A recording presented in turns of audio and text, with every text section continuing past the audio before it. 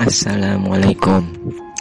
Kembali lagi nih ke channel horor Mereka Tak Terlihat. Kali ini kita melipir dulu ya dari pembahasan santet yang kemarin tuh part 3. Sekarang untuk membahas tempat horor. Sebelum masuk ke ceritanya, jangan lupa untuk yang belum subscribe, klik tombol subscribe-nya, like dan share video ini ke banyak orang agar channel ini lebih berkembang ke depannya. Oke, kali ini kita membahas tempat angker di Bandung, yaitu Bandung Medical Centre. Rumah sakit ini sudah beroperasional sejak zaman penjajahan Belanda. Bangunan tua yang berada di Lebak Gede Bandung ini sudah terbengkalai karena memiliki cerita seram di dalamnya. Cerita ini dilansir di web genpi.com. Untuk link lengkapnya nanti bisa dilihat di deskripsi video ini ya. Jadi di sini ada 3 orang yang ingin membuktikan nih keangkeran Bandung Medical Center atau bisa disingkat BMC ya. Kita sebut aja BMC biar simpel. Niatnya mereka bertiga ini mau explore nih, sekalian mau membuktikan bener gak sih ada setan, dan berencana keluar dari gedung ini tuh jam 7 malam. Sampailah mereka nih di waktu sore bertiga, tapi kondisi sudah agak mendung nih langitnya. Singkatnya, mereka mengeksplor bangunan tersebut ruangan demi ruangan, dan juga ruangan yang banyak penampakan katanya menurut info yang beredar. Tapi karena gak nemuin penampakan satupun, mereka bertiga ini sesumbar. Ada yang berucap lah, "Halah, ngomong kosong. Mana katanya banyak setan. Gue dari tadi kagak ngeliat," kata salah satu cowok sambil berjalan menelusuri bangsa. "Hahaha, iya. Dari tadi gue cuman ketemu tikus lari kesana sini. Mungkin tikus itu kali ya yang dibilang serem," sahut cowok satu lagi nih. Karena kecewa gak dapat momen penampakan atau yang serem-serem gitu, mereka niat ninggalin nih bangunan BMC.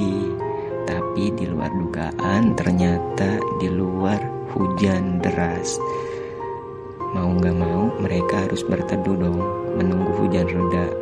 Berteduhlah mereka di lobi bangunan rumah sakit tersebut. Disinilah kesombongan mereka mungkin dijawab sama penghuni gedung ini, penghuni gaib.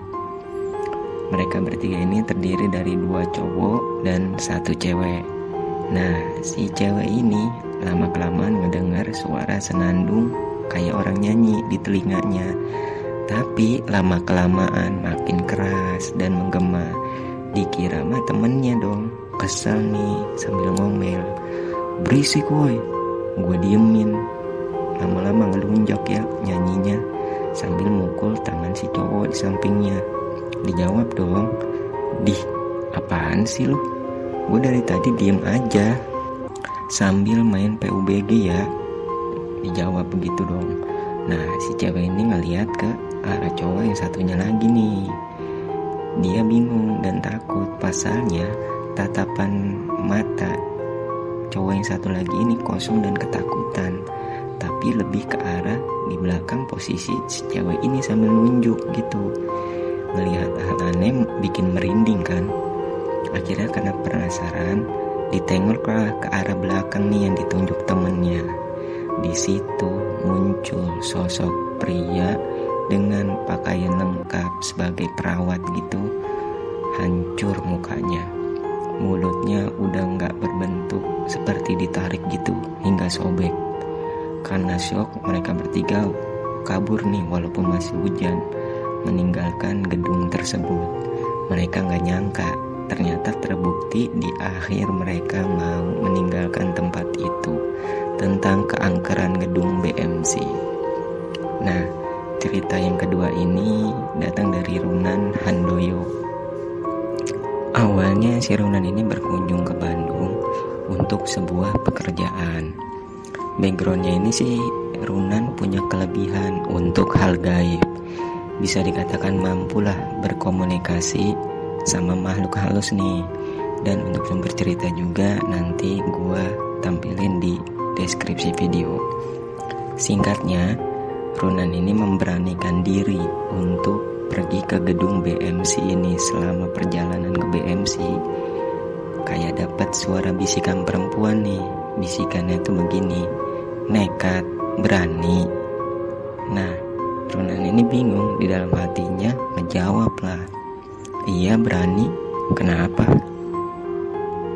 Udah dijawab kayak gitu, ternyata dibales lagi sama suara perempuan gitu. Gak ada sosoknya, tapi berkomunikasi lewat hati. Ditunggu, kata suara perempuannya lagi. Sekitar jam 4 sore nih, mereka Runan sama temen-temennya sampai di BMC, tapi dihadang sama penjaga rumah sakit itu. Kata penjaganya, lagi gak bisa dieksplor karena sedang tahap renovasi. Terjadilah tuh lobby-lobby negosiasi alot kan tuh sama penjaganya. Walaupun dengan susah payah, akhirnya Runan sama teman-temannya berhasil masuk ke dalam bangunan. Saat Runan masuk BMC itu udah proses renovasi, jadi nggak terlalu menyeramkan. 80% juga udah bagus gitu, udah lumayan lah, nggak kayak yang tersebar di internet katanya. Sampai di lobi rumah sakit, Runan ini melihat pekerja lalu lalang, tapi ada satu sosok nih yang dilihat dan tentunya cuman dia yang ngelihat nih.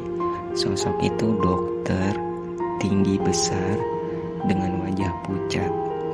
Terjadi kontak mata antara Runan sama sosok dokter ini, dan si dokter ini memperlihatkan telapak tangannya ke si Runan. Pas dilihat telapak tangannya tuh darah semua keluar dari sela-sela tangannya tuh sampai nentes ke lantai.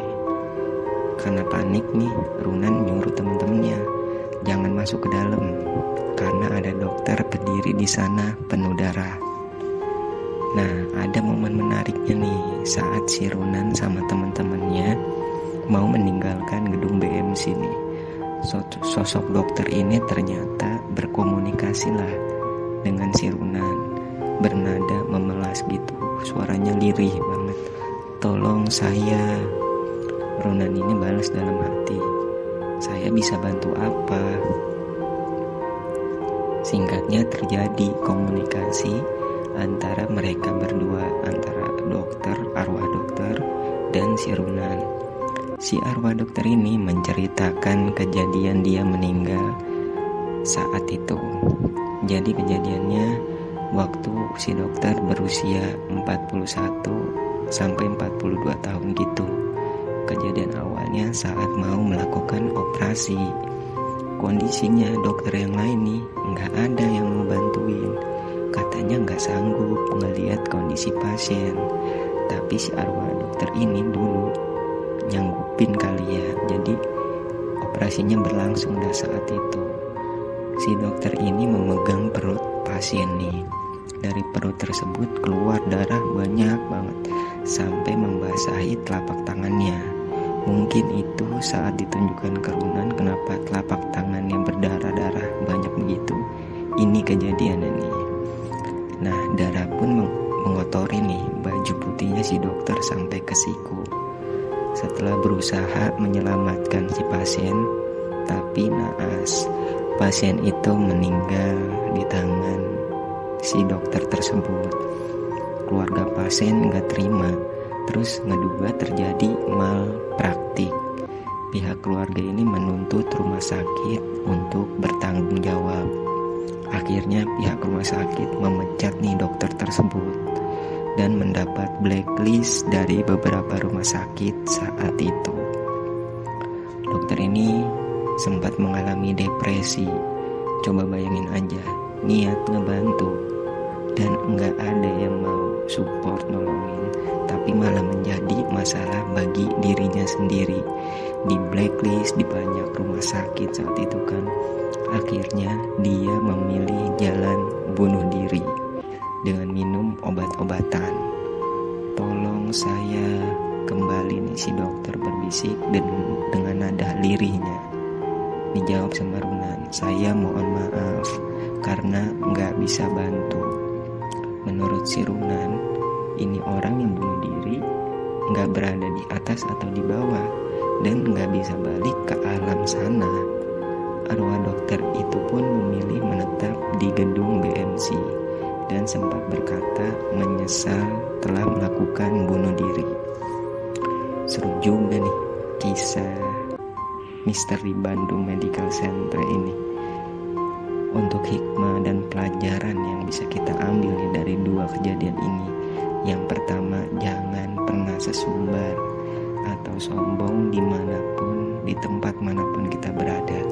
Di mana kalian berpijak, di situ langit dijunjung. Emang manusia derajatnya itu lebih tinggi dari jin, setan, atau sejenisnya. Tapi alangkah baiknya jangan nantangin. Dan untuk cerita keduanya, jangan sampailah kita ini putus asa, depresinya sampai kebangetan banget, terus jalan buntu gak bisa dipikirin lagi, milih jalan bunuh diri. Rugi sendiri, karena sampai datang hari kiamat ya gitu aja tuh arwahnya. Jadi gak diterima di langit, gak terima di bumi. Sebesar apapun masalahnya pasti adalah jalan keluarnya dengan sabar dan berdoa. Kira-kira nih tempat angker mana lagi nih yang mau diulas di channel ini. Akhir kata gua pamit. Assalamualaikum warahmatullahi wabarakatuh. Ada saatnya kalian melihat mereka, dan ada pula saatnya mereka memperhatikan kalian.